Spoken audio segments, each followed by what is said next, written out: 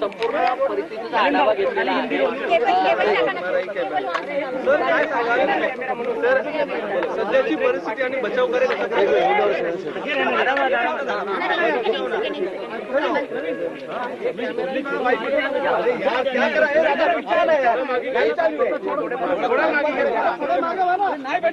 खाली बैठ खाली बैठ हळूहळू हळूहळू हळूहळू सर मी थांबलेलो अजून सावकाश तुम्ही सेट होऊन जा सर बोला सर बोलू लोट अतिशय बचाव कार्य सुरू आहे आणि अतिशय दुर्दैवी घटना भिवंडी येथे नारपोली गावामध्ये या ठिकाणी घडलेली आहे। रात्री 11 ते 11:30च्या दरम्यान ही इमारत या ठिकाणी कोसळली आणि त्यात आतापर्यंत जवळपास 9 जण या ठिकाणी मृत्युमुखी पावलेले आहेत, 4 जण या ठिकाणी जखमी आहेत। अजूनही शोधकार्य सुरू आहे।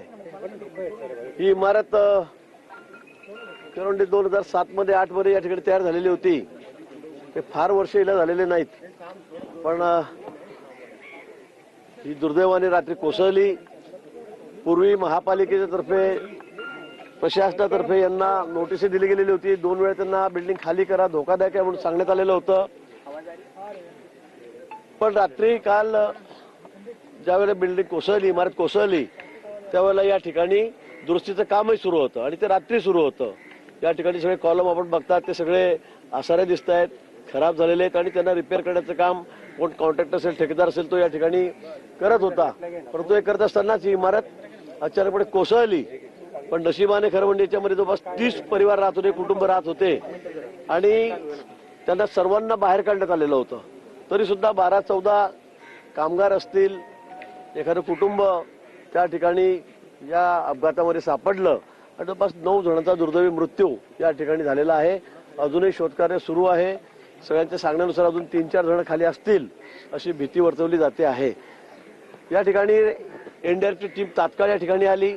ठाण्याची कॉर्पोरेशनची डिझास्टरची टीम आहे, ती सुद्धा या ठिकाणी आली। जिल्हाधिकारी या ठिकाणी आहेत, या ठिकाणी कमिशनर आहेत, सगळे लोकप्रतिनिधी या ठिकाणी आहेत, सर्वजण या ठिकाणी आहेत।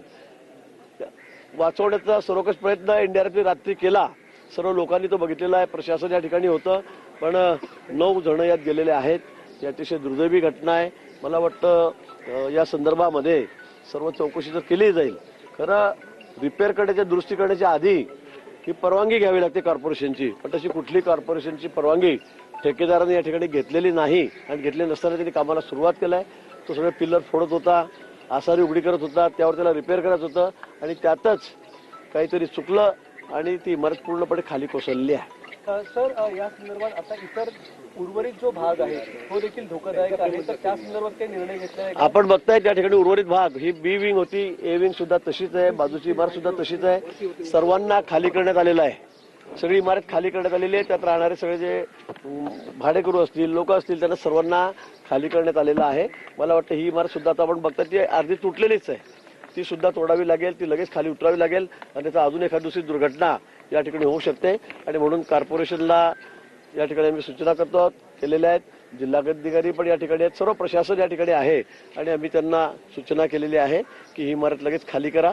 पण या ठिकाणी रात्रभरापासून एनडीआरएफ असेल, ठाणे महापालिका कर्मचारी असतील, या ठिकाणचे सगळे कॉर्पोरेशनचे पोलीस यंत्रणा आहे, रात्रभर या ठिकाणी जागून त्यांनी खूप प्रयत्न केले लोकांना जिवंत काढण्यासाठी, परंतु दुर्दैवाने 9 लोक यामध्ये मृत्युमुखी पावलेले आहेत।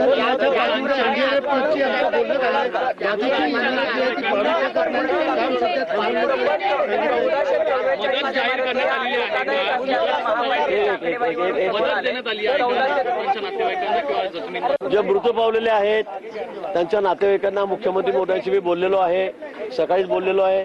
त्यांनी या ठिकाणी जी नियमानुसार मदत आहे एनडीआरएफच्या निकषानुसार 4 लाख रुपये, 5 लाख रुपये त्या ठिकाणी जाहीर केलेली आहे। माननीय मुख्यमंत्री महोदयांनी ती जाहीर केलेली आहे। त्यांना सगळ्यांना प्रत्येकी मृताच्या मागे जी रक्कम या ठिकाणी त्यांनी मदत ही त्यांना त्या ठिकाणी दिली जाईल.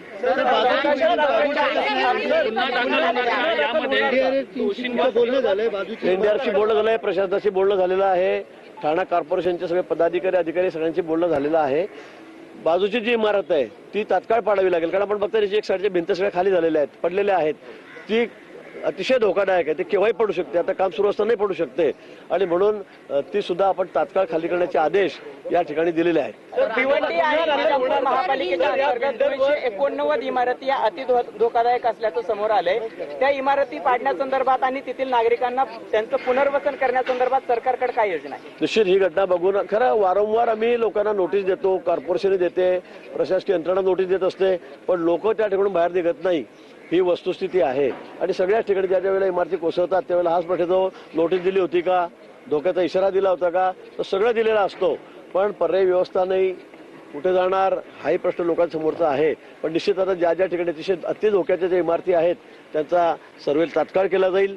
ज्या ज्या ठिकाणी इमारत अति धोक्याची आहे त्या ठिकाणी ती रिकामी करून त्याला तात्काळ पाडण्यासंदर्भामध्ये हा निर्णय केला जाईल. या उपरही या ठिकाणी क्लस्टरच्या बाबतीमध्ये असेल, रिडेव्हलपमेंटच्या बाबतीमध्ये असेल, माननीय मुख्यमंत्री या ठिकाणी किंवा एकनाथजी शिंदे आहेत त्या खात्याचे मंत्री, ते या ठिकाणी निश्चित एक बैठक करून तात्काळ हा निर्णय घेतला जाईल. महत्वाचं आहे, महत्वाचा एक विषय, शेवटचा विषय, अशा अनेक अनधिकृत इमारती आहेत ज्या अजूनही उभ्या आहेत, तर ज्या इमारती बांधायच्या आधी या संदर्भात का कारवाई केली, जेव्हा एखादी इमारत पडते त्यावेळी अशा प्रकारे कारवाई. मला वाटतं या ठिकाणी एन्क्रोचमेंट खूप आहे. आपण म्हणतात भिवंडी अनेक ठिकाणी मी असं म्हणेल आणि मोठ्या प्रमाणामध्ये इथे तर इतक्या दाटीवाटी लोक राहतात, त्याच्या कुठल्या परवानग्या आहेत हे मला कळत नाही.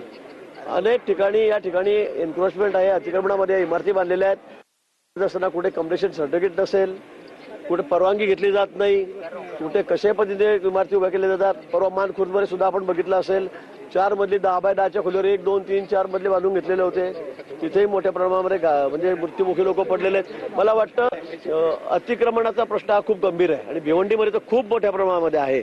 मला वाटतं यावर सुद्धा अतिशय गांभीर्याने विचार नगर विकास विभागामार्फत या ठिकाणी झाला पाहिजे. सर क्या कहेंगे? सर हिंदी में बता दीजिए, हिंदी में बता दीजिए. भिवंडी में